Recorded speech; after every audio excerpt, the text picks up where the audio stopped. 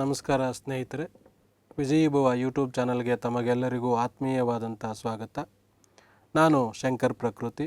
ಇಂದಿನ ಈ ಅವಧಿಯಲ್ಲಿ ನಾವು ಕಾನ್ಸ್ಟೇಬಲ್ ಪರೀಕ್ಷೆಗೆ ನಡೆಸಿದ್ದಂಥ ಮಾದರಿ ಪರೀಕ್ಷೆಯ ಎರಡನೇ ಟೆಸ್ಟ್ನ ಪ್ರಶ್ನೆ ಪತ್ರಿಕೆಯ ಇತಿಹಾಸ ವಿಷಯದ ಕುರಿತು ಇಂದು ಚರ್ಚೆ ಮಾಡಲಿದ್ದೇನೆ. ಆ ಇತಿಹಾಸ ವಿಷಯದಲ್ಲಿ ನಾವು ಕೊಟ್ಟಿದ್ದಂಥ ಪ್ರಶ್ನೆಗಳೇನು, ನೀವು ಹೇಗೆ ಉತ್ತರ ಮಾಡಿದಿರಿ, ಉತ್ತರ ಮಾಡುವಾಗ ಆದಂಥ ತಪ್ಪುಗಳೇನು, ಉತ್ತರ ಮಾಡಬೇಕಾದಂಥ ಸಂದರ್ಭದಲ್ಲಿ ಉತ್ತರಿಸಬೇಕಾದಂಥ ಸಂದರ್ಭದಲ್ಲಿ ಏನೆಲ್ಲ ಜಾಗರೂಕತೆಗಳನ್ನು ತೆಗೆದುಕೋಬೇಕು, ಆ ವಿಚಾರಗಳನ್ನು ಕುರಿತು ಈ ಅವಧಿಯಲ್ಲಿ ಚರ್ಚೆ ಮಾಡಲಿದ್ದೇನೆ. ನಮ್ಮ ಯೂಟ್ಯೂಬ್ ಚಾನಲ್ ಜೊತೆಗೆ ಸಬ್ಸ್ಕ್ರೈಬ್ ಮಾಡ್ಕೊಳ್ಳೋದ್ರ ಜೊತೆಗೆ ಟೆಲಿಗ್ರಾಮ್ ಲಿಂಕ್ನ ಮುಖಾಂತರ ನೀವು ಜಾಯಿನ್ ಆಗಿದ್ದೆ ಆದರೆ ನಮ್ಮ ಎಲ್ಲ ತರಗತಿಗಳ PDF ನೋಟ್ಸ್ಗಳು ತಮಗೆ ಅಲ್ಲಿ ಲಭ್ಯವಾಗಲಿದೆ. ದಿನಾಂಕ 9/7/2023 ನಾವು ನಡೆಸಿದಂಥ ಪರೀಕ್ಷೆಯ ಒಂದು ಪ್ರಶ್ನೆಗಳು ಈ ಮುಂದಿನಂತಿವೆ. ಇದರಲ್ಲಿ ತಪ್ಪಾದ ಜೋಡಿಯನ್ನು ಗುರುತಿಸಿ ಅಂತ. ಮೊದಲಿಗೆ ಈ ಥರದ ಪ್ರಶ್ನೆಗಳನ್ನು ಯಾಕೆ ನಾವು ಪ್ರಿಫರ್ ಮಾಡಿ ಕೊಡ್ತಿದ್ದೇವೆ ಅಂತಂದರೆ, 4 ಪ್ರಶ್ನೆಗಳ ಉತ್ತರ ನಿಮಗೆ ಗೊತ್ತಾಗುತ್ತೆ ಅನ್ನೋ ಕಾರಣಕ್ಕೆ. 4 ಪ್ರಶ್ನೆಗಳ ಮಾಹಿತಿ ನಿಮಗೆ ಗೊತ್ತಿದ್ದರೆ ಮಾತ್ರ ಅದನ್ನು ಆನ್ಸರ್ ಮಾಡಲಿಕ್ಕಾಗತ್ತೆ. ಆ ಮುಖಾಂತರ ಇವು ಒಂದೊಂದು ಪ್ರಶ್ನೆ ಕೇಳಬಹುದಾದಂಥವು. ನಮಗಲ್ಲಿ 15-16 ಪ್ರಶ್ನೆ ಅಷ್ಟೇ ಇತಿಹಾಸ ಕೇಳಲಿಕ್ಕೆ ಅವಕಾಶ ಇರುತ್ತೆ ಮಾದರಿ ಪರೀಕ್ಷೆಯಲ್ಲಿ.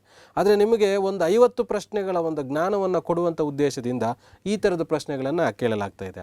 ಇಲ್ಲಿ ಪತಂಜಲಿ ಯೋಗಸೂತ್ರ, ಗೌತಮ ಉತ್ತರ ಮೀಮಾಂಸಾ, ಕಪಿಲ ಸಾಂಖ್ಯ, ಕಣಾದ ವೈಶೇಷಿಕ ಅಂತ ಕೊಟ್ಟಿದ್ದೀವಿ. ಮೊದಲಿಗೆ ಇವೇನು ಅನ್ನೋದನ್ನ ತಾವಿಲ್ಲಿ ತಿಳ್ಕೋಬೇಕು.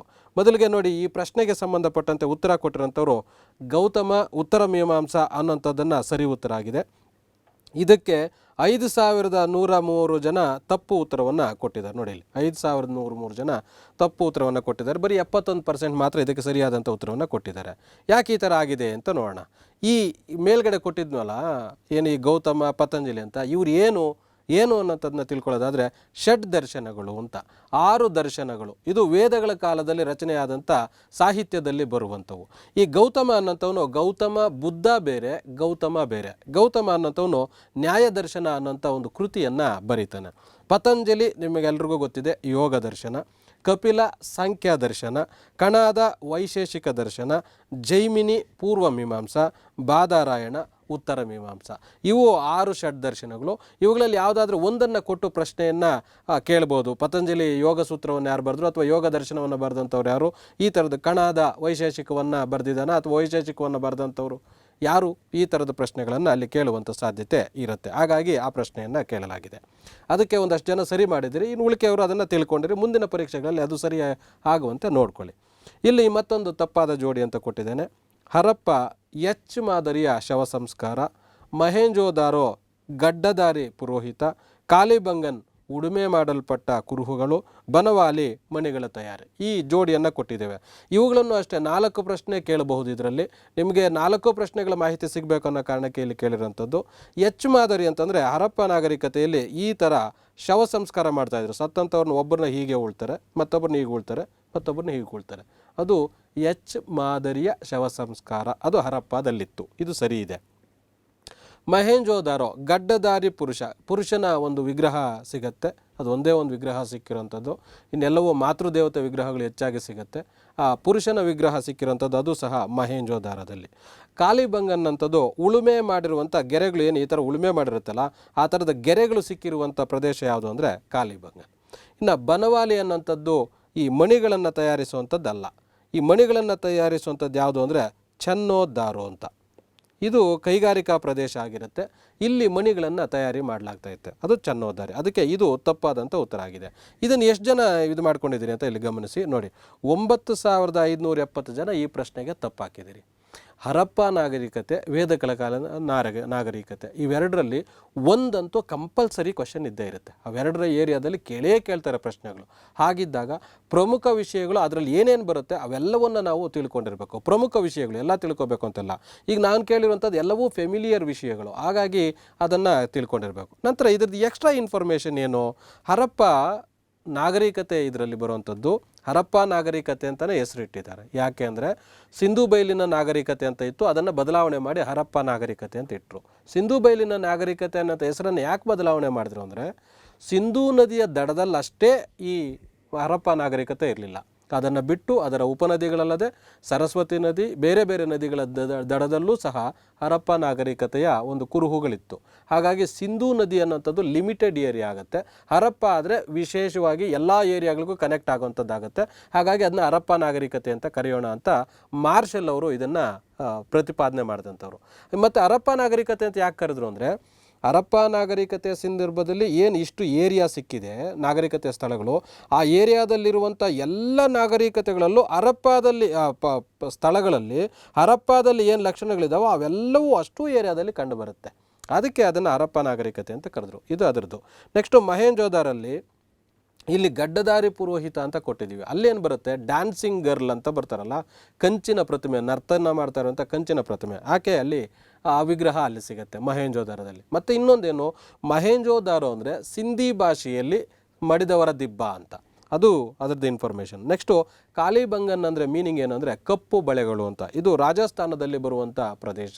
ನಂತರ ಇಲ್ಲಿ ಯಜ್ಞಕುಂಡಗಳು, ಏನು ಈ ಥರದ್ದು ಯಜ್ಞಕುಂಡ ಬರುತ್ತಲ್ಲ, ಈ ಥರದ ಸ್ಟೆಪ್ಸ್ ಹಾಕಿರೋಂಥದ್ದು ಯಜ್ಞಕುಂಡಗಳು ಬರುತ್ತಲ್ಲ, ಈ ಥರ ಯಜ್ಞಕುಂಡಗಳು ಇಲ್ಲಿ ಕಂಡು ಬರುತ್ತೆ. ಇದು ಪ್ರಮುಖವಾಗಿ ನಾವು ತಿಳ್ಕೊಬೇಕಾಗಿರೋಂಥ ಅದರ ರಿಲೇಟೆಡ್ ಇನ್ಫಾರ್ಮೇಷನ್. ಅಂದರೆ 4 ಆಪ್ಷನ್ದು ನೀವು ಈಗ ಆನ್ಸರ್ ಮಾಡಬೇಕಾದಾಗ ಈ 4 ಆಪ್ಷನ್ದು ಆನ್ಸರ್ಸ್ ನನಗೆ ಏನೇನು ಗೊತ್ತು ಅನ್ನೋದನ್ನ ನೀವು ಒಂದೊಂದು ಸರಿ ನೋಡ್ಕೋಬೇಕಾಗತ್ತೆ. ಇಲ್ಲಿ ಸರಿಯಾದ ಜೋಡಿಯನ್ನು ಗುರುತಿಸಿ ಅಂತ ರಾಮಾನುಜಾಚಾರ್ಯರು ದ್ವೈತ, ಮಧ್ವಾಚಾರ್ಯರು ಶಕ್ತಿ ವಿಶಿಷ್ಟಾದ್ವೈತ, ಶಂಕರಾಚಾರ್ಯರು ಅದ್ವೈತ, ಬಸವೇಶ್ವರರು ವಿಶಿಷ್ಟಾದ್ವೈತ.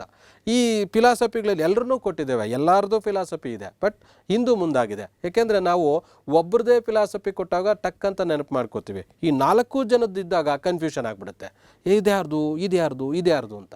ಅದು ಕನ್ಫ್ಯೂಷನ್ ಆಗೋದಕ್ಕೆ ಅಂತಲೇ ಈ ಥರದ ಪ್ರಶ್ನೆಗಳು ಕೊಡ್ತೀವಿ. ಇದು ಕ್ಲಾರಿಟಿ ಇಟ್ಕೊಂಡಿರ್ಬೇಕು ಯಾವಾಗಲೂ. ನೋಡಿ, ಮಧ್ವಾಚಾರ್ಯ ಅನ್ನೋಂಥದ್ದು ದ್ವೈತ ಸಿದ್ಧಾಂತ, ಬಸವೇಶ್ವರರು ಶಕ್ತಿ ವಿಶಿಷ್ಟಾದ್ವೈತ ಸಿದ್ಧಾಂತ, ರಾಮಾನುಜಾಚಾರ್ಯರು ವಿಶಿಷ್ಟಾದ್ವೈತ ಸಿದ್ಧಾಂತ, ಶಂಕರಾಚಾರ್ಯರು ಅದ್ವೈತ ಸಿದ್ಧಾಂತ. ಇದಕ್ಕೆ ಕರೆಕ್ಟ್ ಆದಂಥ ಉತ್ತರ ಅದ್ವೈತ ಸಿದ್ಧಾಂತ ಅನ್ನೋಂಥದ್ದು ಶಂಕರಾಚಾರ್ಯರದು. ನೋಡಿ, ಇಲ್ಲಿ 85% ಜನ ಅಷ್ಟೇ ಇದಕ್ಕೆ ಸರಿಯಾದಂಥ ಉತ್ತರ ಕೊಟ್ಟಿದ್ರಿ. ಇದು ಎಲ್ಲಿಂದ ಓದ್ತೀರಿ ನೀವು? ಮಿಡ್ಲಿ ಸ್ಕೂಲಿಂದ ಓದ್ತೀವಿ ಇದನ್ನು, ಶಂಕರಾಚಾರ್ಯರು ಅದ್ವೈತ ಸಿದ್ಧಾಂತ ಅಂತ. ಅದನ್ನು ತಪ್ಪು ಮಾಡ್ತೀವಿ ಅನ್ನೋದಾದರೆ ನೀವು ಯೋಚಿಸಬೇಕು ಎಲ್ಲಿ ಯಾವ ಲೆಕ್ಕದಲ್ಲಿ ಇದ್ದಾರೆ ಅಂತ. ಇರುವಂಥವ್ರು ಸರಿ ಮಾಡಿರೋಂಥವ್ರು ನೀವು ಖುಷಿ ಪಡಿ. ಮುಂದಿನ ಪ್ರಶ್ನೆಗೆ ಹೋಗೋಣ. ಈ ಕೆಳಗಿನವುಗಳಲ್ಲಿ ಸರಿಯಾದ ಜೋಡಿ ಯಾವುದು ಅಂತ ಪ್ರಶ್ನೆ ಕೇಳಿದ್ದೇವೆ. ಕೆಂಪು ಕೋಟೆ, ಬುಲಂದ್ ದರ್ವಾಜ, ಸಸಾರಾಮ್ ಸಮಾಧಿ, ಕುತಬ್ ಮಿನಾರ್. ಇವು ಪ್ರಮುಖವಾದಂಥ ಮೊಘಲರ ಕಾಲಕ್ಕೆ ಸಂಬಂಧಪಟ್ಟಂಥ ಕಟ್ಟಡಗಳಾಗಿದ್ದಾವೆ. ಇದು ಅಷ್ಟೇ, ಯಾರ್ಯಾರು ಕಟ್ಟಡಗಳು ಅಂತ ಸಿಂಗಲ್ಲಾಗಿ ಕೇಳಿದ್ರೆ ನಾವು ಈಸಿ ಆನ್ಸರ್ ಮಾಡೋದು. ಈ ಥರ ಕೊಟ್ಟಾಗ ಅವ್ರಿಗ ಈ ಥರದ ಪ್ರಶ್ನೆಗಳು ಬರುತ್ತೆ. ನಂತರ ಈ ಥರ ಕೊಟ್ಟಂಥ ಸಂದರ್ಭದಲ್ಲಿ ನೀವು ಆದಷ್ಟು ಪೆನ್ಸಿಲ್ಲು ಆ ಥರದ್ದು ಏನಾದರೂ ಇಟ್ಕೊಂಡಿದ್ರೆ ಇಲ್ಲಿ ಗೆರೆ ಎಳ್ಕೊಂಬಿಡ್ಬೇಕು, ಈಸಿ ಆಗುತ್ತೆ ಆನ್ಸರ್ ಮಾಡಲಿಕ್ಕೆ. ಇಲ್ಲಾಂದರೆ ಆನ್ಸರ್ ಮಾಡುವಂಥ ಸಂದರ್ಭದಲ್ಲಿ ಸ್ವಲ್ಪ ಕಷ್ಟ ಆಗುತ್ತೆ. ಅದಕ್ಕೆ ಕೆಂಪು ಕೋಟೆ ಅಲ್ಲ, ಇಲ್ಲಿ ನೋಡಿ, ಇಲ್ಲಿ ಹುಮಾಯೂನ್ ಅಲ್ಲ, ಇದು ಶಹಜಹಾನ್ ಕೆಂಪು ಕೋಟೆಯನ್ನು ನಿರ್ಮಿಸಿದಂಥವನು. ಆಯಿತಾ. ಬುಲಂದ್ ದರ್ವಾಜ ಇದು ಎಲ್ರಿಗೂ ಫ್ಯಾಮಿಲಿಯರು, ಅಕ್ಬರ್ ಈ ಬುಲಂದ್ ದರ್ವಾಜವನ್ನು ನಿರ್ಮಿಸಿದವನು. ಸಸಾರಾಮ್ ಶೇರ್ ಶಾನ ಸಮಾಧಿ ಇಲ್ಲಿ ಕಂಡುಬರುತ್ತೆ. ಇದ್ರ ವಿಶೇಷ ಏನಪ್ಪ ಅಂದರೆ ತನ್ನ ಸಮಾಧಿಯನ್ನು ತಾನೇ ನಿರ್ಮಿಸ್ಕೊಂಡಂಥ ಸುಲ್ತಾನ ಈತ ಆಗಿದ್ದಾನೆ. ಏಕೆ ಅಂತಂದರೆ ನಾನು ಸತ್ತ ಮೇಲೆ ಎಂಥ ಸಮಾಧಿ ಕಟ್ತಾರೋ ಅದಕ್ಕೆ ನಾನು ಬದುಕಿರುವಾಗಲೇ ನೋಡ್ಕೊಬಿಡೋಣ ನನ್ನ ಸಮಾಧಿ ಹೇಗಿರುತ್ತೆ ಅಂತ ಅದ್ಭುತವಾದಂಥ ಪ್ಲ್ಯಾನ್ ಮಾಡಿ ಬಿಹಾರದಲ್ಲಿ ಬರುತ್ತೆ. ಇದು ಒಂದು ಸರಿ ಇಮೇಜಸ್ ನೋಡಿ, ಅಥವಾ ನನ್ನ ಹಿಂದಿನ ತರಗತಿಗಳು ಮಾಡಿದ್ದೀನಲ್ಲ ಪೊಲೀಸ್ ಕಾನ್ಸ್ಟೇಬಲ್ಗೆ, ಅದರಲ್ಲಿ ನೋಡಿ ಇದನ್ನು ತೋರಿಸಿದ್ದೇನೆ. ಆ ಒಂದು ಸುತ್ತಲೂ ಸರೋವರ ಇರುತ್ತೆ, ಸರೋವರದ ಮಧ್ಯದಲ್ಲಿ ಒಂದು ವೇದಿಕೆಯನ್ನು ಕಟ್ಟಿ ಅದರ ಮೇಲೆ ಒಂದು ಸಮಾಧಿಯನ್ನು ನಿರ್ಮಾಣ ಮಾಡಾಗುತ್ತೆ. ಅದ್ಭುತವಾದಂಥದ್ದು. ಅದನ್ನು ಸಸಾರಾಮಲ್ಲಿ ಶೇರ್ ಶಾ ನಿರ್ಮಿಸ್ತಾನೆ. ಯಾವ ರಾಜ್ಯದಲ್ಲಿದೆ ಅಂತಲೂ ಪ್ರಶ್ನೆ ಕೇಳ್ಬೋದು. ನೆಕ್ಸ್ಟು ಕುತುಬ್ ಮಿನಾರು, ಇದು ಫಿರೋಜ್ ಶಾ ತೊಗ್ಲಕ್ಗೆ ಬರುತ್ತೆ, ಗಿಯಾಸುದ್ದೀನ್ ತೊಗ್ಲಕ್ ಬರೋದಿಲ್ಲ. ಈ ಥರದ್ದು ಕನ್ಫ್ಯೂಷನ್ ಆಗುತ್ತೆ. ತೊಗ್ಲಕ್ ಓಕೆ, ಬಟ್ ಫಿರೋಜ್ ಶಾ ತೊಗ್ಲಕ್ಕ ಗಿಯಾಸುದ್ದೀನ್ ತೊಗ್ಲಕ್ ಅನ್ನೋಂಥದ್ದು ಬರುತ್ತೆ. ಗಿಯಾಸುದ್ದೀನ್ ತೊಗ್ಲಕ್ಕಲ್ಲ, ಫಿರೋಜ್ ಶಾ ತೊಗ್ಲಕ್. ಈ ಥರ ಸೇಮ್ ಟರ್ಮಿನಾಲಜಿಸು ಹೆಸರುಗಳು ಬರೋಂಥವುಗಳನ್ನ ಆಪ್ಷನ್ಗಳು ಕೊಡ್ತಾರೆ ಕನ್ಫ್ಯೂಸ್ ಮಾಡಲಿಕ್ಕೆ ಅನ್ನೋ ಕಾರಣಕ್ಕೆ. ಇಂಥ ಟೈಮಲ್ಲಿ ನಾವು ಕೇರ್ಫುಲ್ ಆಗಿರಬೇಕು. ಇನ್ನು ಕೆಂಪು ಕೋಟೆ ಈಗ ನಾವೇನು ಈಗಲೂ ದೆಹಲಿಯಲ್ಲಿ ನಾವು ಕಾಣ್ತೇವೆ. ಎಲ್ಲಿದೆ ಅಂತ ಪ್ರಶ್ನೆಯನ್ನು ಕೇಳ್ಬೋದು, ಎಕ್ಸ್ಟ್ರಾ ಇನ್ಫಾರ್ಮೇಷನು. ಬುಲಂದ್ ದರ್ವಾಜ ಎಲ್ಲಿದೆ ಅಂತ ಕೇಳ್ಬೋದು, ಫತೇಪುರ್ ಸಿಕ್ರಿ. ಯಾರು ಕಟ್ಟಿಸಿದ್ರು? ಅಕ್ಬರು. ಏನಕ್ಕೆ ಕಟ್ಟಿಸಿದ್ರು? ಇದು ಗುಜರಾತಿನ ಮೇಲೆ ವಿಜಯದ ನೆನಪಿಗೆ ಇದನ್ನು ಕಟ್ಟಿಸಿದ್ರು. ಇದನ್ನು ವಿಜಯದ ಬಾಗಿಲು ಅಂತಲೂ ಸಹ ಕರೀತಾರೆ. ಭಾರತದಲ್ಲಿರುವಂಥ ಬಾಗಿಲುಗಳಲ್ಲಿ ಅತಿ ಎತ್ತರದ ಬಾಗಿಲು. ಮತ್ತು ಇದನ್ನು ಅಷ್ಟಭುಜಾಕೃತಿಯಲ್ಲಿ ನಿರ್ಮಾಣ ಮಾಡಿದ್ದಾರೆ. 8 ಭುಜಗಳು ಬರುವಂಥ ಒಂದು ಆಕೃತಿಯಲ್ಲಿ ನಿರ್ಮಾಣ ಮಾಡಿದ್ದಾರೆ. ಸಸಾರಾಮ ತಿಳ್ಕೊಂಡ್ವಿ. ಈ ಕುತುಬ್ ಮಿನಾರು ಕುತ್ಬುದ್ದೀನ್ ಐಬಕ್ಕು ಬಕ್ತಿಯಾರ್ ಕಾಕಿ ಅನ್ನುವಂಥ ಸೂಫಿ ಸಂತನ ಹೆಸರಲ್ಲಿ ಈ ಒಂದು ಪಿಲ್ಲರನ್ನು ಸ್ತಂಭವನ್ನು ನಿರ್ಮಿಸ್ತಾನೆ. ಇದು ದೆಹಲಿಯಲ್ಲಿದೆ. ನಂತರ ಇದನ್ನು ಸ್ತಂಭವನ್ನು ಪೂರ್ತಿ ಕುತುಬುದ್ದೀನ್ ಐಬಕ್ ನಿರ್ಮಿಸೋದಿಲ್ಲ, ಒಂದು ಲೇಯರ್ ನಿರ್ಮಿಸ್ತಾನೆ. ಅನಂತರ ಇಲ್ತಮಿಷ್ ಅನ್ನೋನು ಬಂದು ಉಳಿಕೆ 3 ಲೇಯರ್ಸನ್ನ ಕಂಪ್ಲೀಟ್ ಮಾಡ್ತಾನೆ. ಸ್ಟಾರ್ಟಿಂಗಲ್ಲೇ ಫಸ್ಟು 4 ಹಂತಗಳಿರುತ್ತೆ. ಅನಂತರ ಫಿರೋಜ್ ಶಾ ತುಘಲಕ್ನ ಕಾಲದಲ್ಲಿ ಆ ಕೊನೆಯ ಹಂತಕ್ಕೆ ಸಿಡಿಲು ಬಡಿದು ನಾಶ ಆದಾಗ ನಂತರ ಅದನ್ನು 2 ಹಂತಗಳನ್ನಾಗಿ ಮಾಡಿ ಈಗ ಅದು 5 ಹಂತಗಳಿಗೆ ತಲುಪಿದೆ. ಇಷ್ಟು ಕುತುಬ್ ಮಿನಾರ್ಗೆ ಸಂಬಂಧಪಟ್ಟಂಥದ್ದು. ನಂತರ ಈ ಕುತುಬ್ ಮಿನಾರನ್ನು ಸುತ್ತಲೂ ಇರುವಂಥ ಹಿಂದೂ ಮತ್ತು ಜೈನ ದೇವಾಲಯಗಳನ್ನು ಒಡೆದಾಕಿ ಅದರ ಅವಶೇಷಗಳಿಂದ ಅದನ್ನು ಕಟ್ಟಲಾಗಿದೆ. ನೋಡಿ, ಇದಕ್ಕೆ ಎಷ್ಟು ಜನ 7318 ಜನ ತಪ್ಪು ಮಾಡಿದ್ದಾರೆ ಈ ವಿಚಾರಕ್ಕೆ ಅಂತ. ನೆಕ್ಸ್ಟು ಕಾಲಾನುಕ್ರಮವಾಗಿ ಜೋಡಿಸಿ ಅಂತ. ಈ ಥರ ಕಾಲಾನುಕ್ರಮ ಅಂತ ಕೊಟ್ಟಾಗ ನೀವೇನು ಮಾಡಬೇಕು, ಇಸ್ವಿಗಳನ್ನು ಬರ್ಕೊಂಡು ಬಿಟ್ಟರೆ ಅದು ಈಸಿ, ಇಲ್ಲಾಂದರೆ ಕಷ್ಟ ಆಗುತ್ತೆ. ಹಂಗೆ ಮಾಡೋಕ್ಕೆ ಹೋಗಬೇಡಿ, ಅದು ಕಷ್ಟ ಆಗುತ್ತೆ. ಈಗ ಅಸಹಕಾರ ಚಳವಳಿ 1920, ಜಲಿಯನ್ ವಾಲಾಬಾಗ್ ದುರಂತ 1919, ಕ್ರಿಪ್ಸ್ ಆಯೋಗ 1942, ಕ್ಯಾಬಿನೆಟ್ ಮಿಷನ್ನು 1946. ಹಿಂಗೆ ಬರ್ಕೊಂಡ್ರೆ ಹಿಂಗೆ ಬರ್ಕೊಂಡಾದ್ಮೇಲೆ ನೆಕ್ಸ್ಟ್ ಏನು ಮಾಡಬೇಕು, ಇದರಲ್ಲಿ ಫಸ್ಟ್ ಯಾವ್ದು ಬರೋದು, ಇದು 1, ನೆಕ್ಸ್ಟ್ ಇದು 2, ನೆಕ್ಸ್ಟು ಇದು 3, ನೆಕ್ಸ್ಟ್ ಇದು 4. ಈ ಥರ ಹಾಕಿಕೊಂಡು ಈಗ ಫಸ್ಟ್ ಇರೋದು 2 ಎಲ್ಲಿದೆ ಅಂತ ನೋಡಬೇಕು. ಅವಾಗ ಇದರಲ್ಲಿ 2 ಇಲ್ಲ, ಇದನ್ನು ತೆಗೆದಾಕಿ, ಮತ್ತೆ ಅದಕ್ಕೆ ತಲೆ ಕೆಡಿಸ್ಕೊಳ್ಳೋಂಗಿಲ್ಲ. ನೆಕ್ಸ್ಟ್ ಇದರಲ್ಲಿ 2 ಇದೆ ನೋಡಿ, ಇಲ್ಲೂ 2 ಇಲ್ಲ, ಇದು ತೆಗೆದಾಕಿ, ಇಲ್ಲೂ 2 ಇಲ್ಲ. ಫಸ್ಟ್ ಇರೋ 2 ಇದೊಂದೇ ಒಂದು ಆಯಿತು. ಅದು ಇತ್ತು, ಅಕಸ್ಮಾತ್ ಇಲ್ಲೂ 2 ಇತ್ತು ಅಂತಂದಾಗ ಏನು ಮಾಡಬೇಕು, ನೆಕ್ಸ್ಟ್ ಇನ್ನೊಂದಕ್ಕೆ ನೋಡೋಕೆ ಹೋಗಬೇಕು. ನೆಕ್ಸ್ಟ್ ಯಾವುದು ಹೇಳಿದ್ದೀವಿ, 2 ಆದಮೇಲೆ ಯಾವ್ದು ಬರುತ್ತೆ, 1 ಯಾವುದಿದೆ ಅಂತ ಹುಡುಕು ಹೋಗಬೇಕು. ಈ ಥರ ಆನ್ಸರ್ ಮಾಡೋದಾದಾಗ ಆನ್ಸರ್ ಗೊತ್ತಿರುತ್ತೆ. ಈ ಥರದ್ದು ಗೊತ್ತಿರೋ ಅಂಥ ಆನ್ಸರ್ಗಳಲ್ಲಿ ನಾವು ಅಲ್ಲಿ ಇಲ್ಲಿ ಟಿಕ್ ಮಾಡುವಾಗ ಮಿಸ್ಟೇಕ್ ಮಾಡ್ಕೊತೀವಿ. ನಂತರ ಇನ್ನೂ ಚೆನ್ನಾಗಿ ನೆನಪಿರಲಿ, ಇಲ್ಲಿ ಕ್ವಶನ್ ನಂಬರ್ 25 ಅಂದಾಗ OMR ಶೀಟಲ್ಲೂ 25ನೇ ಕ್ವಶನ್ ನಂಬರ್ ಮೇಲೆ ನಮ್ಮ ಎಡಗೈ ಬೆರಳಿಟ್ಟಿರಬೇಕು ಯಾವಾಗಲೂ. ಇದು ಸುಮಾರು ಜನ ಮಿಸ್ಟೇಕ್ ಮಾಡ್ತೀರಿ. ನೆಕ್ಸ್ಟ್ ನಾನು ಪರೀಕ್ಷೆಗಳಲ್ಲಿ ಮಾಡಬಹುದಾದಂಥ ಮಿಸ್ಟೇಕ್ಸ್ ಅಂತ ಮತ್ತೊಂದು ವಿಡಿಯೋ ಮಾಡಲಿದ್ದೇನೆ. ಅದರಲ್ಲಿ ನಿಮಗೆ ವಿತ್ ಇಮೇಜಸ್ಸೇ ತೋರಿಸ್ತೇನೆ ಏನೆಲ್ಲ ಮಿಸ್ಟೇಕ್ ಮಾಡ್ತೀವಿ ಅಂತ. ಅದಕ್ಕೆ ಇಲ್ಲೂ ಬೆರಳು ಇಟ್ಕೊಂಡಿರಬೇಕು. ನೆಕ್ಸ್ಟ್ ಇಲ್ಲೂ ಶೇಡ್ ಮಾಡೋಂಥ ಸಂದರ್ಭದಲ್ಲಿ 25ನೇ ಕ್ವಶನ್ ಹತ್ರ ಬೆರಳು ಇಟ್ಕೊಂಡಿದ್ದೀರಿ. ಆಪ್ಷನ್ ಬಿ ಕರೆಕ್ಟಾಗಿ ಬಿ ನೋಡ್ಕೊಂಡು ಮಾಡಬೇಕು. ಇಲ್ಲಿ ಆಪ್ಷನ್ ಬಿ ಅಂತ ನೋಡ್ಕೊಂಡಿರ್ತೀರಿ, ಇಲ್ಲಿ ಶೇಡ್ ಮಾಡುವಾಗ ಸಿ ಅಂತ ಮಾಡಿಬಿಡ್ತೀರಿ. ಇಲ್ಲಿ 25ನೇ ಕ್ವಶನ್ಗೆ ಶೇಡ್ ಮಾಡೋಕ್ಕೆ ಹೋಗಿ ಇಲ್ಲಿ 24ನೇ ಕ್ವಶನ್ಗೆ ಶೇಡ್ ಮಾಡ್ತೀರಿ. ಈ ಥರದ್ದು ತೊಂದರೆಗಳಾಗ್ತದೆ. ಹಂಗಾಗಿ ಅಲ್ಲಿ ಗಮನ ವಹಿಸಬೇಕು. ಯಾಕೆಂದರೆ OMR ಶೀಟು ತುಂಬ ಚಿಕ್ಕದಾಗಿರುತ್ತೆ, ಹತ್ತಿರ ಇರ್ತದೆ ಆ ರಿಂಗ್ಸು. ಹಾಗಾಗಿ ಮಿಸ್ಟೇಕ್ ಮಾಡ್ತೀರಿ, ಅದು ಮಾಡಬೇಡಿ. ಅದು ಟೆನ್ಷನಲ್ಲಿ ಗೊತ್ತಾಗೋದಿಲ್ಲ, ಎಕ್ಸಾಮಿಂದ ಹೊರಗಡೆ ಬಂದ ಮೇಲೆ ಅನಿಸುತ್ತೆ ಅಯ್ಯೋ ಹಿಂಗೆ ಮಾಡಬಾರ್ದಾಗಿತ್ತು ಅಂತ. ಅದಕ್ಕೆ ಹಂಗೆ ಮಾಡಬೇಡಿ. ನೋಡಿ, ಇಲ್ಲಿ ಇದಕ್ಕೆ ಸರಿ ತಪ್ಪು ಉತ್ತರ ಕೊಟ್ಟಿರೋಂಥವ್ರು 2948 ಜನ ಮಿಸ್ಟೇಕ್ ಮಾಡಿದ್ದಾರೆ. ಆದರೆ 83% ಜನ ಕರೆಕ್ಟಾಗಿ ಕೊಟ್ಟಿದ್ದಾರೆ. ಅಂದರೆ ಫ್ರೀಡಮ್ ಮೂವ್ಮೆಂಟ್ ಗೊತ್ತಿದೆ ಎಲ್ರಿಗೂ ಇಂಪಾರ್ಟೆಂಟ್ ಅಂತ. ಹಾಗಾಗಿ ಚೆನ್ನಾಗಿ ಓದ್ಕೊಂಡಿದ್ರಿ, ಒಳ್ಳೆ ಒಂದು ಪರ್ಸೆಂಟೇಜ್ ಅದು. 1928ರಲ್ಲಿ ನಡೆದ ಬಾರ್ದೋಲಿ ಸತ್ಯಾಗ್ರಹದ ಮುಂದಾಳತ್ವ ವಹಿಸಿದವರು ಯಾರು ಅಂತ. ಇದನ್ನು ನೀವು ಗಮನಿಸಬೇಕಾಗಿತ್ತು. ಫಸ್ಟ್ ಟೆಸ್ಟಲ್ಲೇ ಈ ಕ್ವಶನನ್ನು ಕೊಟ್ಟಿದ್ದೇನೆ. ಇದನ್ನು ಇಂಟೆನ್ಷನಲಿ ಕೊಟ್ಟಿದ್ದೇನೆ. ಯಾಕೆ ಅಂದರೆ ಫಸ್ಟ್ ಟೆಸ್ಟನ್ನು ಕರೆಕ್ಟಾಗಿ ನೀವು ಅಟೆಂಡ್ ಮಾಡಿದ್ದೆ ಆದರೆ, ಅಟೆಂಡ್ ಮಾಡಿದ ಕ್ವಶನ್ಸ್ನೆಲ್ಲನೂ ಅನಾಲಿಸಿಸ್ ಮಾಡಿದ್ದೆ ಆದರೆ ಈ ಕ್ವಶನ್ಗೆ ನೀವು ಮಿಸ್ಟೇಕ್ ಮಾಡಬಾರ್ದಾಗಿತ್ತು. ಆದರೆ ನೀವು ಇಲ್ಲಿ ಗಮನಿಸಿ, ಈ ಸೇಮ್ ಕ್ವಶನ್ ರಿಪೀಟ್ ಆಗಿದೆ ನೋಡಿ. ಇಲ್ಲಿ ಗಮನಿಸಿ, 2951 ಜನ ಇದನ್ನು ತಪ್ಪು ಮಾಡಿದ್ದಾರೆ. ಹೀಗೆ ನಾವು ಟೆಸ್ಟ್ ಬರೆದ್ವಿ ಮುಂದಕ್ಕೆ ಹೋದ್ವಿ ಅಂದರೆ ಉಪಯೋಗ ಇಲ್ಲ. ಹಿಂದೆ ಮಾಡಿರೋಂಥ ಟೆಸ್ಟಲ್ಲಿ ನಾವೇನು ಕರೆಕ್ಟ್ ಮಾಡಿದ್ವಿ, ಏನು ತಪ್ಪು ಮಾಡಿದ್ವಿ ಅದನ್ನು ಅನಾಲಿಸಿಸ್ ಮಾಡಿರಬೇಕು. ಅದು ನಮ್ಮ ಮನಸ್ಸಲ್ಲಿರಬೇಕು. ಅದಿಲ್ಲ ಅಂತಂದರೆ ನಾವು ಸಕ್ಸಸ್ ಆಗೋದಿಲ್ಲ. ಅದಕ್ಕೆ ಮನುಷ್ಯ ಸರಿ ಮಾಡಿದ್ರಿಂದ ಕಲಿತಾನೋ ಇಲ್ವೋ ನನಗೆ ಗೊತ್ತಿಲ್ಲ, ಆದರೆ ತಪ್ಪುಗಳಿಂದ ಹೆಚ್ಚಿಗೆ ಕಲಿತಾನೆ. ಆ ಕಲಿಯುವಂಥದ್ದು ಆಗಿದೆ ಅನ್ನೋದಾದರೆ ಇಷ್ಟು ಮಿಸ್ಟೇಕ್ಸು ಕಂಡು ಬರ್ತಾ ಇರಲಿಲ್ಲ, ಅದಾಗಬಾರ್ದಾಗಿತ್ತು. ನೆಕ್ಸ್ಟು ಇಲ್ಲಿ ಈಗಾಗಲೇ ಇದ್ರದ್ದು ಅನಾಲಿಸಿಸ್ ಫಸ್ಟ್ ಟೆಸ್ಟಲ್ಲೇ ಕೊಟ್ಟಿರೋದ್ರಿಂದ ಅದು ಮುಂದೆ ಹೋಗ್ತಾ ಇದ್ದೇನೆ. ಇಲ್ಲಿ ತಪ್ಪಾಗಿರುವ ಜೋಡಿಯನ್ನು ಗುರುತಿಸಿ ಅಂತ ಮತ್ತೆ ಕೊಟ್ಟಿದ್ದೇನೆ. ಇಲ್ಲಿ ಹೇಳಿಕೆಗಳೇನಿದೆ, ಸ್ವರಾಜ್ಯ ನನ್ನ ಜನ್ಮಸಿದ್ಧ ಹಕ್ಕು, ಅದನ್ನು ಪಡೆದೇ ತೀರುವೆ ಅಂತ. ಅಲ್ಲೇ ಇಲ್ಲೇನಾಗುತ್ತೆ ಅಂದರೆ ಹೇಳಿಕೆ ಒಂದು ಕೊಡ್ತಾರೆ, ಕ್ವಶನ್ನು ಯಾರ್ದಾದ್ರು ಒಂದು ಕೊಟೇಶನ್ ಕೊಟ್ಟು ಇದನ್ನು ಯಾರು ಹೇಳಿದ್ರು ಅಂತ. ಇಸ್ವಿ ಮೇಲೆ ಒಂದು ಕ್ವಶನ್ ಕೊಡ್ತಾರೆ, ಪ್ರಾಚೀನ ಭಾರತದ ಮೇಲೆ ಒಂದು ಕ್ವಶನ್ ಇರುತ್ತೆ, ಮಧ್ಯಕಾಲೀನ ಭಾರತದ ಮೇಲೆ ಒಂದು ಕ್ವಶನ್ ಇರುತ್ತೆ. ಆ ಥರ ಡಿವೈಡ್ ಆಗುತ್ತೆ ಕ್ವಶನ್ಸು. ಹಾಗಾಗಿ ಈ ಹೇಳಿಕೆಗಳನ್ನು ತೆಗೆದುಕೊಂಡಿದ್ದೇವೆ. ನನಗೆ ನಿಮ್ಮ ರಕ್ತ ಕೊಡಿ, ನಾನು ನಿಮಗೆ ಸ್ವಾತಂತ್ರ್ಯ ಕೊಡಿಸುತ್ತೇನೆ, ಸುಭಾಷ್ ಚಂದ್ರ ಬೋಸ್. ಮಾಡು ಇಲ್ಲವೇ ಮಡಿ, ಗಾಂಧೀಜಿ. ಜೈ ಜವಾನ್ ಜೈ ಕಿಸಾನ್, ವಾಜಪೇಯಿ. ಇದು ಸಾಮಾನ್ಯವಾಗಿ ಎಲ್ರಿಗೂ ಗೊತ್ತಿದೆ, ಇವೆಲ್ಲ ಫೆಮಿಲಿಯರ್ ಸ್ಟೇಟ್ಮೆಂಟು. ಸುಮಾರು ಜನ ಇದನ್ನು ರಾಂಗ್ ಅಂತ ಹಾಕಿದ್ದೀರಿ, ಅದು ಕರೆಕ್ಟ್ ಇದೆ ಕೂಡ.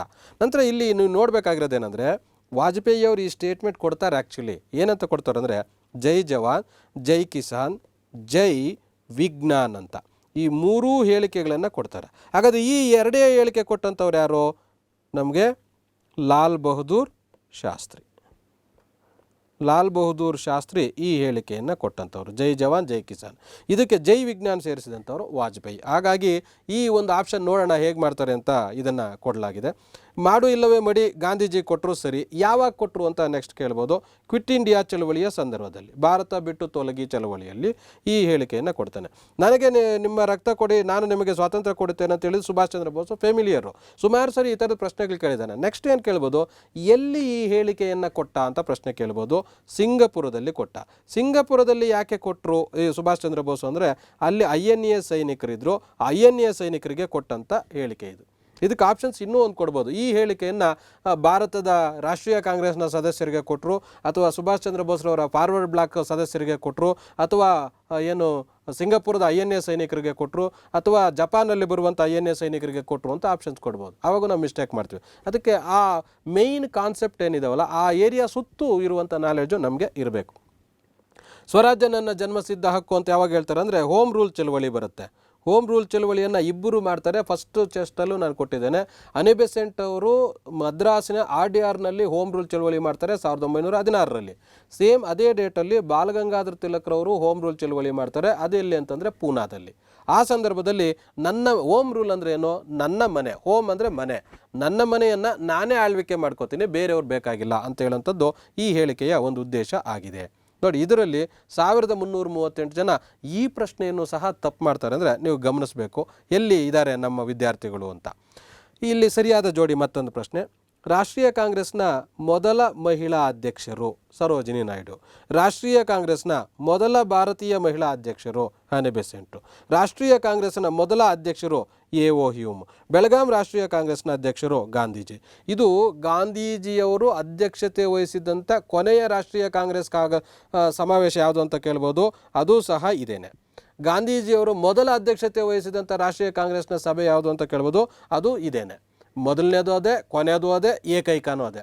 ಗಾಂಧೀಜಿಯವರು ರಾಷ್ಟ್ರೀಯ ಕಾಂಗ್ರೆಸ್ಗೆ ಅಧ್ಯಕ್ಷತೆ ವಹಿಸಿದಂಥ ಏಕೈಕ ಪ್ಲೇಸ್ ಅಂದರೆ ಅದು ಬೆಳಗಾಂ. ಎಷ್ಟರಲ್ಲಿ? 1924ರಲ್ಲಿ. ಇದನ್ನು ಒಕ್ಕೂಟ ರಾಷ್ಟ್ರೀಯ ಕಾಂಗ್ರೆಸ್ ಅಂತ ಕರೀತಾರೆ. ಯಾಕೆಂದರೆ ಇಲ್ಲಿ ಬೇರೆ ಬೇರೆ ಏನು ಸಾಮಾಜಿಕ ಸುಧಾರಣಾ ಚಳವಳಿಯ ಒಂದು ಸಮಾವೇಶ ನಡೆಯುತ್ತೆ, ಕರ್ನಾಟಕ ಏಕೀಕರಣ ಚಳವಳಿ ಸಮಾವೇಶ ನಡೆಯುತ್ತೆ, ನಂತರ ಮುಸ್ಲಿಮರ ಒಂದು ಇದು ಚಳವಳಿನೂ ಇಲ್ಲಿ ನಡೆಯುತ್ತೆ. ಇವೆಲ್ಲ ಸೇರಿ ಒಟ್ಟಿಗೆ ಬೆಳಗಾಮಲ್ಲಿ ನಡೆಯುತ್ತೆ. ಹಾಗಾಗಿ ಇದು ವಿಶೇಷವಾದಂಥ ಒಂದು ಅಧಿವೇಶನ. ಇನ್ನು ಇಲ್ಲಿ A.O. ಹ್ಯೂಮ್ ಅನ್ನೋಂಥದ್ದು ಇದು ವಿಶೇಷ, ರಾಷ್ಟ್ರೀಯ ಕಾಂಗ್ರೆಸ್ಗೆ ಸಂಬಂಧಪಟ್ಟಂತೆ. ಇವರೇನಪ್ಪ ವಿಶೇಷ ಅಂತಂದರೆ ರಾಷ್ಟ್ರೀಯ ಕಾಂಗ್ರೆಸ್ನ ಸ್ಥಾಪಕರಲ್ಲಿ ಇವರೊಬ್ಬರು, ಆದರೆ ಅಧ್ಯಕ್ಷರಾಗಿರಲಿಲ್ಲ. ಅಧ್ಯಕ್ಷರಾಗಿದ್ದಂಥವ್ರು ಯಾರು? W.C. ಬ್ಯಾನರ್ಜಿ. ಸುರೇಂದ್ರನಾಥ್ ಬ್ಯಾನರ್ಜಿ ಅಂತ ಕೊಟ್ಟ ಆಪ್ಷನ್ ಕನ್ಫ್ಯೂಷನ್ ಮಾಡ್ತಾರೆ. ನಂತರ W.C. ಬ್ಯಾನರ್ಜಿ ಅಂತ ಕೊಡೋದಿಲ್ಲ, ಸುರೇಂದ್ರನಾಥ್ ಬ್ಯಾನರ್ಜಿ, ಉಮೇಶ್ ಚಂದ್ರ ಬ್ಯಾನರ್ಜಿ ಅಂತ ಎರಡು ಆಪ್ಷನ್ ಕೊಡ್ತಾರೆ. ಅದಕ್ಕೆ W.C. ಅನ್ನೋಂಥದ್ದು ಓದ್ಕೊಂಡಿರ್ತೀರಿ ನೀವು ಫೆಮಿಲಿಯರ್ ಆಗಿ, ಉಮೇಶ್ ಚಂದ್ರ ಬ್ಯಾನರ್ಜಿ ಅಂತ ಓದ್ಕೊಂಡಿರೋದಿಲ್ಲ, ಆವಾಗ ಕನ್ಫ್ಯೂಷನ್ ಆಗುತ್ತೆ. ಅದಕ್ಕೆ ಇದು ಉಮೇಶ್ ಚಂದ್ರ ಬ್ಯಾನರ್ಜಿ, ಇವರು ಮೊದಲ ಅಧ್ಯಕ್ಷರು. ಇವರು ಸ್ಥಾಪನೆ ಮಾಡೋದಕ್ಕೆ ಸಹಕಾರ ಮಾಡಿದಂಥವ್ರು A.O. ಹ್ಯೂಮ್. ಹಾಗಾದರೆ A.O. ಹ್ಯೂಮ್ ಏನಾಗಿದ್ರು? ಕಾರ್ಯದರ್ಶಿ ಆಗಿದ್ದರು. ಸ್ಥಾಪಕರಾಗಿದ್ದರು, ಕಾರ್ಯದರ್ಶಿ ಆಗಿದ್ದರು, ಅಧ್ಯಕ್ಷರಾಗಿರಲಿಲ್ಲ. ಇಷ್ಟು ಅದರ ಸುತ್ತಲೂ ಬರುವಂಥ ಇನ್ಫಾರ್ಮೇಷನ್. ಮತ್ತು ಇಲ್ಲೇನು ಮಾಡಿದ್ದೇನೆ, ಇದು ಇಲ್ಲಿಗೆ ಬರಬೇಕಾಗಿದೆ. ರಾಷ್ಟ್ರೀಯ ಕಾಂಗ್ರೆಸ್ನ ಮೊದಲ ಮಹಿಳಾ ಅಧ್ಯಕ್ಷರು ಅಂದರೆ ಅದು ಅನಿ ಬೆಸೆಂಟ್. ಆದರೆ ಮೊದಲ ಮಹಿಳೆ, ಭಾರತೀಯ ಮಹಿಳೆ ಅಂತಂದಾಗ ಸರೋಜಿನಿ ನಾಯ್ಡು ಬರಬೇಕಾಗಿರೋಂಥದ್ದು. ಅನಿ ಬೆಸೆಂಟ್ ನಮ್ಮ ದೇಶದವ್ರು ಅಲ್ವಾ? ಅಲ್ಲ. ಯಾವ ದೇಶದವರು? ಸುಮಾರು ಜನಕ್ಕೆ ನಮ್ಮ ದೇಶದವ್ರು ಅಲ್ಲ ಅಂತ ಗೊತ್ತು, ಯಾವ ದೇಶದವ್ರು ಅಂತ ಗೊತ್ತಿಲ್ಲ, ಐರ್ಲ್ಯಾಂಡ್ ಅವರು. ಹಾಗಾಗಿ ಅದು ಇಂಪಾರ್ಟೆಂಟ್ ಕ್ವಶನ್ನು, ಅದನ್ನು ಕೇಳಿದ್ದೇವೆ. ನೆಕ್ಸ್ಟು ತಪ್ಪಾಗಿರುವಂಥ ಒಂದು ಪ್ರಶ್ನೆ ಅಂತ ನೆಕ್ಸ್ಟ್ ಕೇಳಲಾಗಿದೆ. 1757 ಪ್ಲಾಸ್ಟಿಕ್ ಕದನ ಎಲ್ರಿಗೂ ಗೊತ್ತಿದೆ. 1764 ಬಕ್ಸಾರ್ ಕದನ ಗೊತ್ತಿದೆ. 1799 ಮೂರನೇ ಆಂಗ್ಲೋ ಮೈಸೂರು ಯುದ್ಧ ಅಂತ ಕೊಟ್ಟಿದ್ದೇವೆ. ಇದು 4ನೇ ಆಂಗ್ಲೋ ಮೈಸೂರು ಯುದ್ಧ.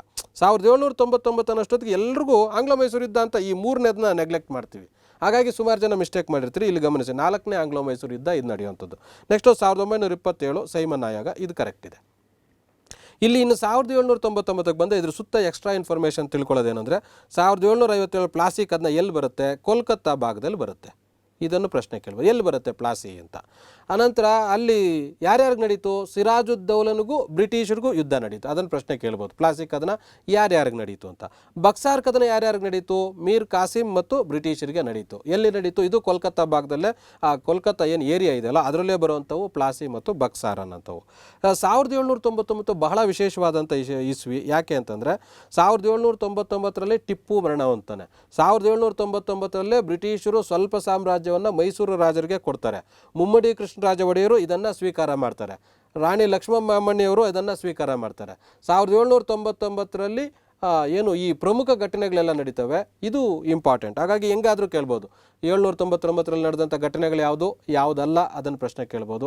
ಟಿಪ್ಪು ಸುಲ್ತಾನ್ ಯಾವಾಗ ಮರಣ ಹೊಂದಿದ, 4ನೇ ಆಂಗ್ಲೋ ಮೈಸೂರು ಯಾವಾಗ ಆಯಿತು, ಅಥವಾ ಮುಮ್ಮಡಿ ಕೃಷ್ಣರಾಜ ಒಡೆಯರಿಗೆ ರಾಜ ಹಸ್ತಾಂತರ ಮಾಡಿದ್ದೆ ಯಾವಾಗ, ಈ ಥರದ ಪ್ರಶ್ನೆಗಳನ್ನು ಅಲ್ಲಿ ಕೇಳುವಂಥ ಸಾಧ್ಯತೆ ಇರುತ್ತೆ. ಸೈಮನ್ ಆಯೋಗ ಇದೀಗಾಗಲೇ ಗೊತ್ತಿದೆ, ಇದನ್ನು ವೈಟ್ ಕಮಿಷನ್ ಅಂತ ಕರೀತಾರೆ, ಯಾಕೆಂದರೆ ಇದರಲ್ಲಿ ಎಲ್ಲರೂ ಯುರೋಪಿಯನ್ರೇ ಇದ್ದರು. ಇದನ್ನು ಸಹ ಈಗಾಗಲೇ ಫಸ್ಟ್ ಟೆಸ್ಟಲ್ಲಿ ಕೇಳಿದ್ದೆ, ಅದರ ರಿಲೇಟೆಡ್ ಇನ್ಫಾರ್ಮೇಷನ್ ಕ್ವಶನ್ನೂ ಕೇಳ್ತಾರೆ ಅನ್ನೋಂಥದ್ದು ನಿಮ್ಗೆ ಗೊತ್ತಿರಲಿ ಅನ್ನೋ ಕಾರಣಕ್ಕೆ ಅದನ್ನು ಮತ್ತೆ ಕೇಳಿದ್ದೇನೆ. ಇದನ್ನು 2430 ಜನ ತಪ್ಪು ಮಾಡಿದ್ದಾರೆ. ಇಲ್ಲಿ ಸರಿ ಇಲ್ಲದಂಥ ಜೋಡಿ ಅಂತ ಪುನಃ ಕೇಳಿದ್ದೇನೆ. ಋಷಭ ನಂದಿ ಇವೇನಿವು ಲಾಂಛನಗಳಿವು, ರಾಜ ಲಾಂಛನಗಳಿವು, ಇವು ರಾಜವಂಶಗಳು, ಅದು ಬರಬೇಕು ನಿಮ್ಗೆ ಐಡಿಯಾ. ಹಾಗಾಗಿ ಋಷಭ ಕದಂಬರ್ಗೆ ರಾಜಲಾಂಛನ, ವರಾಹ ವಿಜಯನಗರದವ್ರಿಗೆ ರಾಜಲಾಂಛನ, ಗಜ ಗಂಗರಿಗೆ ರಾಜಲಾಂಛನ, ಗರುಡ ರಾಷ್ಟ್ರಕೂಟರಿಗೆ ರಾಜಲಾಂಛನ. ಇದರಲ್ಲಿ ಸರಿ ಇಲ್ಲದೆ ಇರೋದು ಯಾವುದು ಅಂತ ಇಲ್ಲಿ ಪ್ರಶ್ನೆ ಕೇಳಿರೋವಂಥದ್ದು. ಇಲ್ಲಿ ನೋಡಿ ಸರಿಯಾದಂಥ ಉತ್ತರ ಇದು ಋಷಭ ನಂದಿ ಅನ್ನೋಂಥದ್ದು, ಇದು ತಪ್ಪು ಉತ್ತರ ಆಗಿದೆ. ವರಾಹ ವಿಜಯನಗರ ಸರಿ, ಗಜ ಗಂಗರು ಸರಿ, ಗರುಡ ರಾಷ್ಟ್ರಕೂಟರು ಸರಿ. ಹಾಗಾದರೆ ಇದು ಯಾರಿಗೆ ಋಷಭ ಇದಾಗಿತ್ತು ಅಂತಂದರೆ ಪಲ್ಲವರಿಗೆ ರಾಜಲಾಂಛನ ಆಗಿತ್ತು. ಇದು ನೆನಪಿಟ್ಕೋಬೇಕು ನೀವು. ಇನ್ನು ವರಾಹ ಅನ್ನೋಂಥದ್ದು ವೆರಿ ಇಂಪಾರ್ಟೆಂಟು, ಸುಮಾರು ಸರಿ ಕೇಳ್ತಾರೆ. ಇದು ರಾಜಲಾಂಛನ ವರಾಹ ಅನ್ನೋಂಥದ್ದು ವಿಜಯನಗರದ ಅಷ್ಟೇ ಅಲ್ಲ, ಬಾದಾಮಿ ಚಾಲುಕ್ಯರಿಗೂ ಸಹ ಆಗಿತ್ತು. ಸುಮಾರು ಜನ ಅಯ್ಯೋ ಬಾದಾಮಿ ಚಾಲುಕ್ಯರದು ವರಾಹ ವಿಜಯನಗರದ ಅಲ್ವಲ್ಲ ಅನ್ನೋಂಥದ್ದು ಕನ್ಫ್ಯೂಷನ್ ಬರುತ್ತೆ. ಅವರಿಬ್ಬರಿಗೂ ವರಾಹ ಆಗಿತ್ತು. ವರಾಹ ಅಂತಂದರೆ ಹಂದಿ ಅಂತ. ಹಂದಿಯನ್ನು ಯಾರಾದರೂ ರಾಜಲಾಂಛನ ಇಟ್ಕೋತಾರ ಅಂತ ನೀವು ಯೋಚನೆ ಮಾಡ್ತೀರಿ. ಹಂದಿಯನ್ನು ಯಾಕೆ, ಇನ್ಫಾರ್ಮೇಷನ್ ಸ್ಟೋರಿ ಅದ್ರ ಸುತ್ತು ಇದ್ದರೆ ನಮ್ಗೆ ಅದು ನೆನಪು ಚೆನ್ನಾಗಿ ಉಳಿಯುತ್ತೆ ಅಂತ. ಹಂದಿಯನ್ನು ಯಾಕೆ ಇಟ್ಕೋತಾರೆ ಅಂದರೆ, ನೀವು ಹಿರಣ್ಯಕಶಿಪು ಅನ್ನೋಂಥವನು ಏನು ಭೂಮಿಯನ್ನು ನಾಶ ಮಾಡಬೇಕು ಅಂತ ಹೊರಟಾಗ ಇದೇ ಹಂದಿ ಅನ್ನೋಂಥದ್ದು ಬಂದು, ನೀವು ಭಕ್ತ ಪ್ರಹ್ಲಾದ ಸಿನಿಮಾ ನೋಡಿರ್ಬೋದು, ನೋಡಿಲ್ಲದೆ ಹೋದರೆ ನೋಡಿ. ಅದರಲ್ಲಿ ರಾಜಕುಮಾರ್ ಹಿರಣ್ಯಕಶಿಪುವಿನ ವೇಷ, ಪ್ರಹ್ಲಾದನ ವೇಷ ಇದು ಹಾಕಿದಂಥ ಸಂದರ್ಭದಲ್ಲಿ, ಆ ಘರ್ಷಣೆಗಳ ಸಂದರ್ಭದಲ್ಲಿ ಆ ಭೂಮಿಯನ್ನು ನಾಶ ಮಾಡಬೇಕು ಅಂತ ಆ ಹಿರಣ್ಯಕಶಿಪುವಿನ ಸೋದರ ಅವನು ಪ್ರಯತ್ನ ಪಟ್ಟಾಗ ಈ ಹಂದಿ ಅನ್ನೋಂಥದ್ದು ಬಂದು ಆ ಭೂಮಿಯನ್ನು ರಕ್ಷಣೆ ಮಾಡುತ್ತೆ, ತನ್ನ ಮೂಗಿನ ಮೇಲೆ ಇಟ್ಕೊಂಡು ಕಾಪಾಡುತ್ತೆ. ಹಾಗಾಗಿ ಭೂ ರಕ್ಷಕರು, ಭೂಮಿಯನ್ನು ರಕ್ಷಕರು ಅನ್ನೋಂಥದ್ದು ಅದರ ಅರ್ಥ ಬರುತ್ತೆ. ಹಂಗಾಗಿ ಅದನ್ನು ವರಾಹವನ್ನು ಏನು ಇದನ್ನಾಗಿ ಇಟ್ಕೊಂಡಿದ್ದಾರೆ ಅನ್ನೋಂಥದ್ದು. ಇನ್ನು ಗಂಗರದು ಇವ್ರದ್ದು ಮೊದಲ ರಾಜಧಾನಿ ಕುವಾಳಲ, ಅನಂತರ ಇವ್ರ ರಾಜಧಾನಿ ತಲಕಾಡಾಗುತ್ತೆ. ಗಂಗರು ಕರ್ನಾಟಕವನ್ನು ಅತಿ ದೀರ್ಘಕಾಲ ಆಳ್ವಿಕೆ ಮಾಡಿದಂಥ ರಾಜವಂಶ, ಇದು ಅದ್ರ ಸುತ್ತಮುತ್ತ. ಗರುಡ ಅನ್ನೋಂಥದ್ದು ಇದು ಗುಪ್ತರಿಗೂ ಸಹ ಗರುಡ ರಾಜಲಾಂಛನ ಆಗುತ್ತೆ.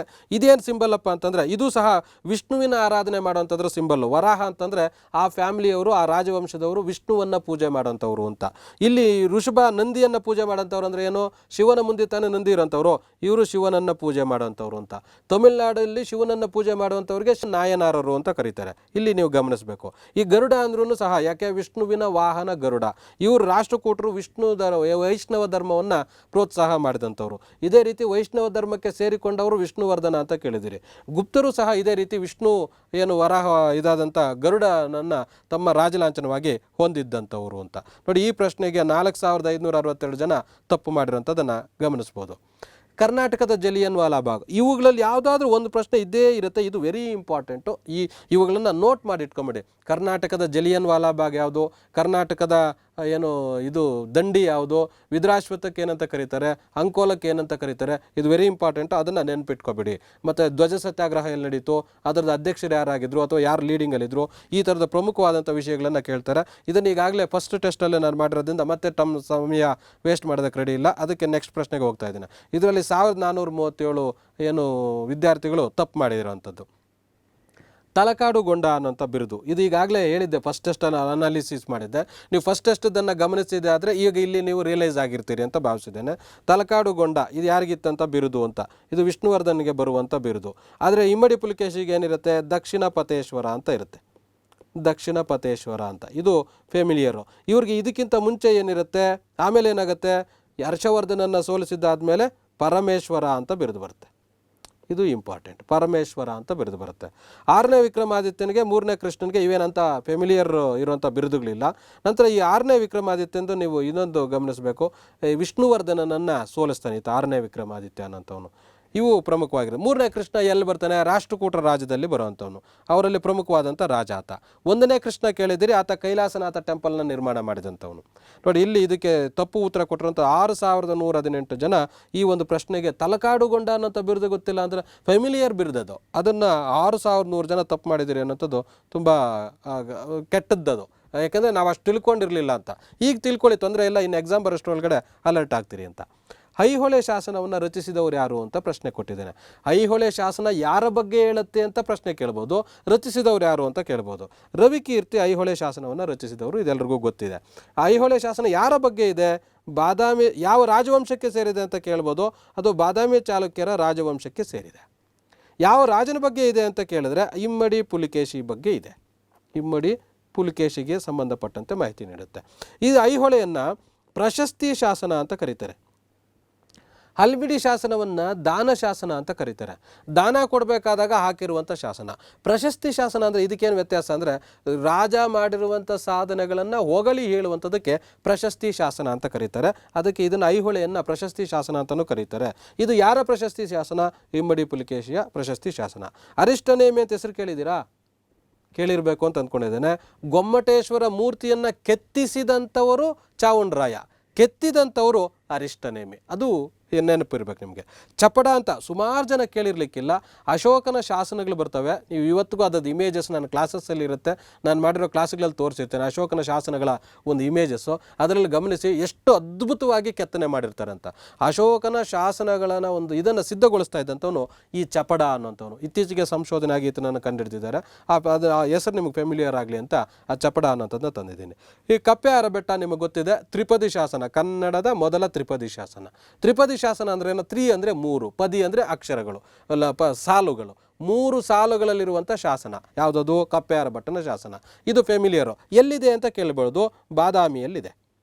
ಕಪ್ಪೆಯಾರ ಭಟ್ಟನ ಶಾಸನ ಎಲ್ಲಿದೆ ಅಂದರೆ ಬಾದಾಮಿಯಲ್ಲಿದೆ. ಇದೇನು ಹೇಳುತ್ತೆ? ಕನ್ನಡಿಗರ ಗುಣವಿಶೇಷಗಳನ್ನು ಹೇಳುತ್ತೆ. ಏನು ಕನ್ನಡಿಗರ ಗುಣವಿಶೇಷ? ಸಾಧುಗೆ ಸಾಧು, ಒಳ್ಳೆಯವನಿಗೆ ಒಳ್ಳೆಯವನು, ಮಾಧುರ್ಯಂಗೆ ಮಾಧುರ್ಯಂ, ಪ್ರೀತಿಯಿಂದ ಇದ್ದಂಥವ್ರಿಗೆ ಪ್ರೀತಿಯಿಂದ ಅಂತ. ಬಾದಿಪ್ಪ ಕಲಿಗೆ, ಕೆಟ್ಟದ್ದು ಮಾಡೋದಕ್ಕೆ ಬಂದಾಗ, ತೊಂದರೆ ಮಾಡೋಕ್ಕೆ ಬಂದಾಗ, ಕಲಿಯುಗದಲ್ಲೇ ಇಷ್ಟು ವಿಪರೀತವಾದಂಥವನು ಅಥವಾ ಇಷ್ಟು ಕಷ್ಟ ಕೊಡುವಂಥವನು, ಇಷ್ಟು ಕೆಟ್ಟದಾದಂಥವನು ಇನ್ನೊಬ್ಬನು ನಮಗೆ ಸಿಗೋದಿಲ್ಲ, ಅಷ್ಟು ಡೇಂಜರಸ್ಸು ಕನ್ನಡಿಗ ಅಂತ ಹೇಳ್ತಾನೆ. ಅದು ವಿಶೇಷ. ಯಾವುದ್ರ ಬಗ್ಗೆ ಹೇಳುತ್ತೆ ಅಂತಲೂ ಪ್ರಶ್ನೆ ಕೇಳ್ಬೋದು ಇಲ್ಲಿ ನೋಡಿ. ಇದಕ್ಕೆ 1593 ಜನ ತಪ್ಪು ಉತ್ತರವನ್ನು ಕೊಟ್ಟಿದ್ದಾರೆ. ಗೊಮ್ಮಟೇಶ್ವರ ಈಗಾಗಲೇ ಕೇಳಿದೆ. ಚಾವುಂಡರಾಯ ಎಲ್ಲಿದೆ ಅಂತ ಕೇಳ್ಬೋದು, ಶ್ರವಣಬೆಳಗೊಳದಲ್ಲಿ. ಅಥವಾ ಶ್ರವಣಬೆಳಗೊಳ ಯಾವ ಜಿಲ್ಲೆಯಲ್ಲಿ ಬರುತ್ತೆ ಅಂತ ಕೇಳ್ಬೋದು, ಹಾಸನದಲ್ಲಿ. ಇದು ಮುಂದೆ ಬರಬೇಕಾದಂಥ ಅದರ ಸುತ್ತಮುತ್ತಲ ಮಾಹಿತಿ. ಚಾವುಂಡರಾಯ ಯಾರು? ರಾಜ ಅಲ್ಲ, ಮತ್ತೇನು? ಮಂತ್ರಿ. ಯಾರ ಮಂತ್ರಿ? ಗಂಗರ ಕಾಲದಲ್ಲಿ ಬರುವಂಥ ಮಂತ್ರಿ ಈತ. ಲೋಕೋಪಕಾರ ಅನ್ನೋಂಥ ಒಂದು ಕೃತಿಯನ್ನು ಸಹ ಈತ ಬರೀತಾನೆ. ಇವು ತುಂಬ ಫೆಮಿಲಿಯರ್ ವಿಚಾರಗಳಿವು. ಇವುಗಳ ಬಗ್ಗೆ ಪ್ರಶ್ನೆಗಳು ರಿಪೀಟ್ ಆಗಿರೋಂಥದ್ರಿಂದ ಈ ಪ್ರಶ್ನೆಯನ್ನು ತಗೊಂಡಿದ್ದೀವಿ. ಪಗೋಡಗಳು ಅಂತ ಬರುತ್ತೆ. ಪಗೋಡಗಳು ಅಂದರೆ ಪಾಂಡವರ ರಥಗಳು ಅಂತ. ಪಗೋಡ ಅಂದರೆ ಈ ಥರ ಬರುತ್ತೆ ಟೆಂಪಲ್ಸು, ಇಷ್ಟೇ ಟೆಂಪಲ್ ಇದು. ಈ ಥರ ರಥಗಳ ರೀತಿ ಇರ್ತದೆ. ಅದು ಎಲ್ಲಿ ಬರುತ್ತೆ ಅಂದರೆ ನರಸಿಂಹವರ್ಮ ನಿರ್ಮಿಸ್ತಾನೆ. ಈ ನರಸಿಂಹವರ್ಮನಿಗೆ ಒಂದು ಬಿರುದಿರುತ್ತೆ, ಮಾಮಲ್ಲ ಅಂತ. ಈಗ ಗೊತ್ತಾಗುತ್ತೆ ನಿಮಗೆ. ಮಾಮಲ್ಲ ಅನ್ನೋಂಥ ಹೆಸರಿಂದನೇ ಮಹಾಬಲಿಪುರಂ ಆಗಿರೋಂಥದ್ದು. ಇದನ್ನು ನಿರ್ಮಾಣ ಮಾಡಿದಂಥವನು ಆತಾನೆ, ಹಾಗಾಗಿ ಮಹಾಬಲಿಪುರಂ ಅಂತ ಕರೀತಾರೆ. ಈ ಮಾಮಲ್ಲ ಈ ಪಗೋಡಗಳನ್ನು ನಿರ್ಮಾಣ ಮಾಡ್ತಾನೆ. ಅವೆಷ್ಟಿದ್ದಾವೆ ಅಂದರೆ 7 ಇದ್ದಾವೆ. ಸರ್ ಪಾಂಡವರು 5 ಅಲ್ವಾ? ಹೌದು, ಒಂದು ದ್ರೌಪದಿಗೆ ಒಂದು ರಥ, ಇನ್ನೊಂದು ಬೇರೆ ರಥ ಇದೆ, ಹಾಗಾಗಿ ಇಲ್ಲಿ 7 ರಥಗಳು ಇದ್ದಾವೆ. ಇವುಗಳಿಗೆ ಪಗೋಡಗಳು ಅಂತ ಕರೀತಾರೆ. ನಂತರ ಇಲ್ಲಿ ಇನ್ನೂ ಒಂದಿದೆ ಮಹಾಬಲಿಪುರಮಲ್ಲಿ, ತುಂಬ ವಿಶೇಷವಾಗಿರೋಂಥದ್ದು. ಅಲ್ಲಿ ಏನಂತ ಕರಿತೀವಿ, ಭಗೀರಥ ಶಿಲ್ಪ ಅಂತ ಒಂದು ಬರುತ್ತೆ. ಅಂದರೆ ಭೂಮಿಯ ಮೇಲೆ ನೀರಿಲ್ಲದೆ ಆಗಿದ್ದು ಶಿವನಿಗೆ ಆ ಭಗೀರಥ ಅನ್ನೋಂಥ ಒಂದು ತಪಸ್ಸು ಮಾಡಿ ತನ್ನ ಜಡೆಯಲ್ಲಿರುವಂಥ ಗಂಗೆಯನ್ನು ಭೂಮಿಗೆ ಕರ್ಕೊಂಡು ಬರೋಂಥದ್ದಕ್ಕೆ ಮಾಡುವಂಥ ತಪಸ್ಸಿನ ಪೂರ್ಣ ದೃಶ್ಯವನ್ನು ಅಲ್ಲಿ ಉಬ್ಬು ಶಿಲ್ಪ ಅಂತ ಕರೀತಾರೆ. ಆ ಶಿಲ್ಪದ ಮೇಲೆ ಕೆತ್ತನೆ ಮಾಡಿದ್ದಾರೆ. ಅದು ಬರುವಂಥದ್ದು ಎಲ್ಲಿ ಅಂದರೆ ಮಹಾಬಲಿಪುರಮಲ್ಲಿ. ತಂಜಾವೂರು ಬೃಹದೀಶ್ವರ 1ನೇ ರಾಜರಾಜ ಅನ್ನೋಂಥವನು ನಿರ್ಮಿಸ್ತಾನೆ. ಬಹಳ ಎತ್ತರವಾದಂಥ ಗೋಪುರವನ್ನು ಹೊಂದಿರುವಂಥದ್ದು. ಆ ಎತ್ತರದ ಗೋಪುರದಲ್ಲಿ 6000 kgಯ ಒಂದೇ ಶಿಲೆಯ ಕಳಸವನ್ನು ಅದರ ಮೇಲೆ ಇಟ್ಟಿರುವಂಥದ್ದು. ಇದು ಚೋಳರಿಗೆ ಸಂಬಂಧಪಟ್ಟಿದ್ದು. ಎಲ್ಲಿದೆ ಅಂದರೆ ತಂಜಾವೂರಲ್ಲಿದೆ. ತಂಜಾವೂರಲ್ಲಿ ಯಾಕಿದೆ ಅಂದರೆ ಅದು ಚೋಳರ ರಾಜಧಾನಿ. ಈ ಎಲ್ಲೋರ ಕೈಲಾಸನಾಥ ದೇವಾಲಯ ಯಾವ ರಾಜವಂಶ ನಿರ್ಮಿಸಿದ್ರು? ರಾಷ್ಟ್ರಕೂಟರು. ಅದರಲ್ಲಿ ನಿರ್ಮಿಸಿದಂಥವನು ಯಾರು? 1ನೇ ಕೃಷ್ಣ. ಅಮೋಘ ವರ್ಷ ರಾಷ್ಟ್ರಕೂಟ ರಾಜನಲ್ವಾ? ರಾಷ್ಟ್ರಕೂಟ ರಾಜನೇ, ಆದರೆ ಅದನ್ನು ನಿರ್ಮಾಣ ಮಾಡಿದಂಥವನು 1ನೇ ಕೃಷ್ಣ ಅನ್ನೋಂಥವನು. ಇದು ಇಂಪಾರ್ಟೆಂಟ್. ಒಂದೇ ಬಂಡೆಯಲ್ಲಿ ಕೊರೆದು ಮಾಡಿರುವಂಥ ಟೆಂಪಲ್ ಅದು ನೋಡಿ. ಇದಕ್ಕೆ 4108 ಜನ ತಪ್ಪು ಉತ್ತರವನ್ನು ಕೊಟ್ಟಿದ್ದಾರೆ. ಕೃಷ್ಣದೇವರಾಯ. ಕೃಷ್ಣದೇವರಾಯನ ವಂಶ ಯಾವುದು ಅಂತ ಪ್ರಶ್ನೆ ಕೇಳಿದ್ದೇನೆ. ಸಾಮಾನ್ಯವಾಗಿ ಸುಮಾರು ಜನ ಸಂಗಮ ಅಂತ ಆಗ್ತಾರೆ. ಸಂಗಮ ವಂಶದಲ್ಲಿ ಹರಿಹರ, ಬುಕ್ಕ ಬರುವಂಥವ್ರು. ಈ ಕೃಷ್ಣದೇವರಾಯನ ರಾಜವಂಶ ಯಾವುದು ಅಂದರೆ ತುಳು ರಾಜವಂಶ. ಇದ್ರ ಮೇಲೆ ಇನ್ನೂ ಒಂದು ಪ್ರಶ್ನೆ ಏನು ಕೇಳ್ಬೋದು, ಇವು ಅನುಕ್ರಮ ಜೋಡಿಸಿ ಅಂತ. ಯಾವ ವಂಶ ಆದಮೇಲೆ ಯಾವ ವಂಶ ಬಂತು ಅಂತ. ಸಂಗಮ ಆದಮೇಲೆ ಸಾಳುವ ಆದಮೇಲೆ ತುಳುವ ಆದಮೇಲೆ ಅರವೀಡು. ಅರವೀಡಲ್ಲಿ ಬರುವಂಥ ಪ್ರಮುಖ ರಾಜವಂಶ ರಾಜ ಯಾರು ಅಂದರೆ ತಿರುಮಲ ಬರ್ತಾನೆ. ಇವನು ರಾಜನಾಗಿದ್ದಂಥವನು. ಸದಾಶಿವರಾಯನೂ ಸಹ ಇವನ ಕಾಲದಲ್ಲೇ ಬರುವಂಥವನು, ಯಾರೋ ಅರವೀಡು ವಂಶಕ್ಕೆ ಸೇರಿದಂಥವನು. ಆದರೆ ಈತ ರಾಜ ಆಗಿರಲಿಲ್ಲ, ರಾಜ ಪ್ರತಿನಿಧಿ ಆಗಿದ್ದ. ಹಾಗಾಗಿ ತಿರುಮಲ ಅನ್ನೋಂಥವನು ಬರ್ತಾನೆ ಇಲ್ಲಿ ಅರವೀಡು ವಂಶದಲ್ಲಿ. ಇವು ಪ್ರಮುಖವಾದಂಥ ವಿಚಾರಗಳು ಸಂಗಮ ವಂಶಕ್ಕೆ ಸಂಬಂಧಪಟ್ಟಂತೆ. ಇದು ಎಲ್ಲಿತ್ತು? ಹಂಪಿಯಲ್ಲಿತ್ತು. ಹಂಪಿಯನ್ನು ಹಿಂದೆ ಏನಂತ ಕರಿತಾ ಇದ್ರು? ವಿಜಯನಗರ ಅಂತ ಕರಿತಾ ಇದ್ರು. ಯಾವ ನದಿಯ ದಡದಲ್ಲಿದೆ? ತುಂಗಭದ್ರಾ ನದಿಯ ದಡದಲ್ಲಿದೆ. ಹಂಪಿ ವಿಜಯನಗರ ನಾಶ ಆಗಿದ್ದು ಯಾವ ಯುದ್ಧದಿಂದ? ತಾಳಿಕೋಟೆ ಯುದ್ಧದಿಂದ. ತಾಳಿಕೋಟೆ ಯಾರ್ಯಾರಿಗೆ ನಡೀತು? ಬಹುಮನಿ ಸುಲ್ತಾನ್ರಿಗೂ ಮತ್ತು ವಿಜಯನಗರದವ್ರಿಗೂ ನಡೀತು. ಅವರಿಬ್ಬರಿಗೂ ಯುದ್ಧಗಳು ಸಾಮಾನ್ಯವಾಗಿ ಯಾವ ಪ್ಲೇಸ್ಗೋಸ್ಕರ ನಡೀತಾ ಇತ್ತು? ದೋಆಬ್ ಪ್ಲೇಸ್ಗೋಸ್ಕರ ನಡೀತಾ ಇತ್ತು. ಆ ದೋಆಬ್ ಪ್ಲೇಸ್ ಅಂದರೆ ಏನು? ದೋ ಅಂದರೆ ಎರಡು ಅಂತ, ಎರಡು ನದಿಗಳು ಹರಿಯುವಂಥ ಮಧ್ಯದಲ್ಲಿರುವಂಥ ಭೂಪ್ರದೇಶಕ್ಕೆ ಆ ದೋಆಬ್ ಅಂತ ಕರೀತಾರೆ. ಇಲ್ಲ ಹಂಗಾದ್ರೆ ಇಲ್ಲಿ ಹರಿತಾ ಇದ್ದಂಥ ಎರಡು ನದಿಗಳು ಯಾವುದು? ಕೃಷ್ಣ ಮತ್ತು ತುಂಗಭದ್ರಾ. ಆ ನದಿಗಳು ಯಾವ ರಾಜ್ಯದಲ್ಲಿ, ಯಾವ ಜಿಲ್ಲೆಯಲ್ಲಿ ಹರಿತಾ ಇದ್ದಾವೆ? ಈಗ ರಾಯಚೂರು ಜಿಲ್ಲೆಯಲ್ಲಿ ಹರಿತಾ ಇದ್ದಾವೆ. ಹಾಗಾದರೆ ದೋಆಬ್ ಎಲ್ಲಿತ್ತು? ರಾಯಚೂರು ಜಿಲ್ಲೆಯಲ್ಲಿತ್ತು. ಹಾಗಾದರೆ ಈಗಿನ ಪ್ರಕಾರ ಯಾವುದಕ್ಕೋಸ್ಕರ ಅವರಿಬ್ಬರು ಹೊಡೆದಾಡ್ತಾ ಇದ್ರು? ರಾಯಚೂರು ಜಿಲ್ಲೆಗೋಸ್ಕರ ಹೊಡೆದಾಡ್ತಾ ಇದ್ರು. ಹೀಗೆ ನಾವು ಅನಾಲಿಸಿಸ್ ಮಾಡ್ಕೊಂಡಿದ್ದೆ ಆದರೆ ಆ ಮೆಮೊರಿ ನಮಗೆ ಹೋಗೋದಿಲ್ಲ. ಖುಷಿ ಕೊಡುತ್ತೆ ಓದಬೇಕಾದಾಗ. ಆ ಖುಷಿಯನ್ನು ಎಂಜಾಯ್ ಮಾಡಬೇಕು. ಹೀಗೆಲ್ಲ ಕೇಳ್ಬೋದಲ್ವಾ, ಹೀಗೆಲ್ಲ ಇನ್ಫಾರ್ಮೇಷನ್ ಇದೆಯಲ್ವಾ ಅಂತ ಇದು ಮಾಡಬೇಕು. ಇದಕ್ಕೂ 2647 ಜನ ತಪ್ಪನ್ನು ಮಾಡಿದ್ದಾರೆ. ಇದು ಎರಡನೇ ಕಿರು ಪರೀಕ್ಷೆಯ ಒಂದು ಅನಾಲಿಸಿಸ್ ಆಗಿದೆ. ಇದಕ್ಕೆ ಸಂಬಂಧಪಟ್ಟಂತೆ ತಮಗೇನಾದರೂ ಇನ್ನೂ ಡೌಟ್ಸ್ ಇದ್ದರೆ, ಹೆಚ್ಚಿನ ಮಾಹಿತಿ ಬೇಕಾಗಿದ್ದರೆ ಕಾಮೆಂಟ್ಸಲ್ಲಿ ತಿಳಿಸಿ, ಅದನ್ನು ಮುಂದಿನ ತರಗತಿಗಳಲ್ಲಿ ಪರಿಗಣಿಸ್ತೇವೆ. ಇದುವರೆಗೆ ನನ್ನ ತರಗತಿಯನ್ನು ಆಲಿಸಿದಂಥ ತಮ್ಮೆಲ್ಲರಿಗೂ ಧನ್ಯವಾದಗಳು.